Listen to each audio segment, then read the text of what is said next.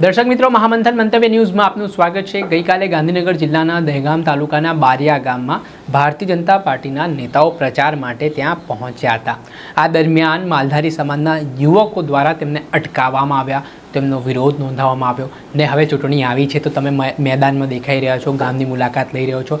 આટલા સમયથી તમે ક્યાં હતા તેને લઈને પણ આ યુવાનોએ સવાલો કર્યા અને તેના કારણે ભારતીય જનતા પાર્ટીના નેતાઓને ચાલતી પકડવી પડી તે પ્રકારની સ્થિતિનું નિર્માણ થયું છે। પરંતુ હવે વિપક્ષના જે અવારનવાર આરોપો સામે આવે છે કે સત્તા પક્ષના નેતાઓને જ્યારે સવાલ કરવામાં આવે, જ્યારે તેમની સામે આંગળીઓ ચીંધવામાં આવે છે તો પોલીસનો દુરુપયોગ કરવામાં આવે છે અને પોલીસને ડરાવવા માટે મોકલવામાં આવે છે અને આવું જ કંઈક છે તે દહેગામ તાલુકામાં બન્યું હોય તેવા આરોપો વિદ્યાર્થી નેતા યુવરાજસિંહ જાડેજા દ્વારા કરવામાં આવ્યા છે।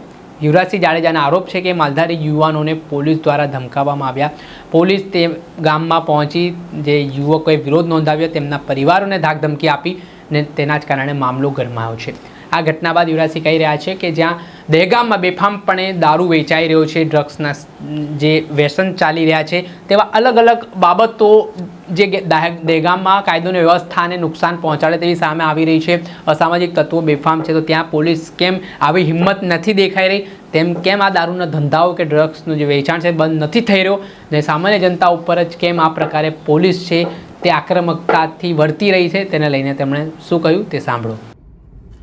નમસ્કાર, જય હિન્દ, જય ભારત। હું યુવરાજસિંહ જાડેજા। ગુજરાતની બહાદુર પોલીસ એ શા માટે ભૂલી જાય છે કે એનો પગાર કોઈ કમલમમાંથી નથી આવતો, એનો પગાર એ સામાન્ય જનતાના ટેક્સના પૈસામાંથી આવે છે અને એનું કાર્ય એ કાયદો વ્યવસ્થા જાળવવા માટેનું છે, એનું કાર્ય એ સુરક્ષા આપવા માટેનું કાર્ય છે। પરંતુ એ ગુજરાતની બહાદુર પોલીસ અને એમાં પણ ખાસ કરીને દહેગામની જે બહાદુર પોલીસ છે એ ક્યારે પણ જે ખેડૂતો છે, પશુપાલકો છે, જેનો અત્યારે વર્તમાનનો જે પ્રશ્ન છે એને તો ક્યારેય વેદનાના વાચક નથી બની શક્યા। પરંતુ ગતરોજ જે બારિયા ખાતે જે કહી શકે ભારતીય જનતા પાર્ટીના જે ઉમેદવારો જે મત માંગવા માટે આવ્યા હતા, એમાં ખાસ કરીને ધારાસભ્યશ્રી પણ ઉપસ્થિત હતા, તો ત્યારે કહી શકાય કે બારિયા ગામના જે ખેડૂતો અને પશુપાલકો જે છે જે પોતાની પીડા, પોતાની વ્યથા રજૂ કરી રહ્યા હતા, આજે એને પોલીસ દ્વારા ધમકાવવામાં આવી રહ્યા છે, પોલીસ દ્વારા એને ડરાવવામાં આવી રહ્યા છે, પોલીસ દ્વારા એને કહેવામાં આવ્યું છે કે તાત્કાલિક ધોરણે પોલીસ સ્ટેશને હાજર થઈ જાઓ નહીતર અમે તમને ઉપાડી લઈશું। આ પ્રકારની વાત એક દહેગામની જે બહાદુર પોલીસ જે છે એ સામાન્ય જે ખેડૂતો જે પશુપાલકો જેના દીકરા અને દીકરીઓ સાથે કરી રહી છે। એ દહેગામની બહાદુર પોલીસને કહેવા માંગુ છું કે તમારામાં જો એટલી બધી બહાદુરી હોય, એટલી બધી જો ચરબી હોય, એટલી બધી જો દબંગાઈ હોય તો દહેગામની અંદર જે બેફામ અત્યારે જે ડ્રગ્સના ધંધાઓ ચાલે છે એ ડ્રગ્સ માફિયાઓને પકડીને બતાડો ને। તમારી એટલી બધી બહાદુરી હોય, તમારે એટલી બધી ચરબી તમને ચડી હોય તો દહેગામની અંદર અત્યારે બેફામ અને બે લગામ એ દારૂના અડ્ડાઓ ચાલી રહ્યા છે। એ ઇંગ્લિશ કયો કે દેશી કયો, બધો જ દારૂ એ હોમ ડિલિવરી થઈ શકે એમ છે, થઈ રહ્યો છે, એને રોકીને બતાડો ને। દહેગામની અંદર જે ભારતીય જનતા પાર્ટીના ઈશારે બેફામ ડમ્પર માફિયાઓ ચાલે છે એને રોકીને બતાવો ને। ભારતીય જનતા પાર્ટીના ઈશારે જે જમીન માફિયાઓ અત્યારે દહેગામની અંદર બેફામ બન્યા છે એને રોકીને બતાવો ને। જો તમારી બહાદુરી અને તમારી કહી શકાય કે દબંગાઈ હોય અથવા તો તમને બહુ ચરબી ચડ્યું તો તમારી ચરબી અહીંયા ઉતારીને બતાડો ને। ખરેખર જ્યાં બિચારા નિર્દોષ છે, જે માસૂમ છે એને પ્રતાડિત કરવાનું કામ અથવા તો એને હેરાન પરેશાન કરવાનું કામ, એની સામે જોહુકમી કરવાનું કામ કે એની સામે દાદાગીરી કરવાનું કામ એ જોવા જઈએ તો નમાયલાપણું છે।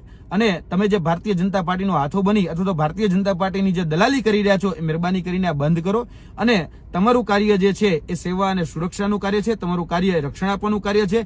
ક્યાંક ને ક્યાંક જે ખેડૂતોને જે પ્રતાડિત કરવામાં આવી રહ્યા છે તો તમને બહુ સ્પષ્ટ શબ્દમાં કહીએ છે કે દહેગામનો ખેડૂત એ એકલો નથી। દહેગામના ખેડૂતો સાથે અમે ખભોથી ખભો મિલાવીને દરેક નાગરિક જન એ ઉભો છે। દહેગામના ખેડૂતોને જરા પણ જો હેરાન પરેશાન કરવાનું તમે વિચાર્યું પણ છે તો યાદ રાખજો, આ જ દહેગામની અંદર જેલ ભરો આંદોલન કરવું પડે તો એના માટેની પણ અમારી સંપૂર્ણ તૈયારી છે। એટલે મહેરબાની કરીને કહીએ છીએ કે ખેડૂતોના દીકરા દીકરીઓને ફોન કરીને એ હેરાન પરેશાન કરવાનું બંધ કરી દેજો। જય હિન્દ, જય ભારત। આપણે સાંભળ્યા હતા વિદ્યાર્થી નેતા યુવરાજસિંહ જાડેજાને તેમણે કેટલાક સણસણતા સવાલો પોલીસ પ્રશાસન સામે કર્યા અને સત્તાનો દુરુપયોગ કરવામાં આવ્યો હોય તેવા આરોપો લગાવ્યા છે, જેના જ કારણે રાજકારણ ગરમાયું છે। દર્શક મિત્રો, આવા જ નવા વિડીયો સાથે આપણે માહિતગાર કરતા રહીશું, એટલે મહામંથન મંતવ્ય ન્યૂઝ જોતા રહો।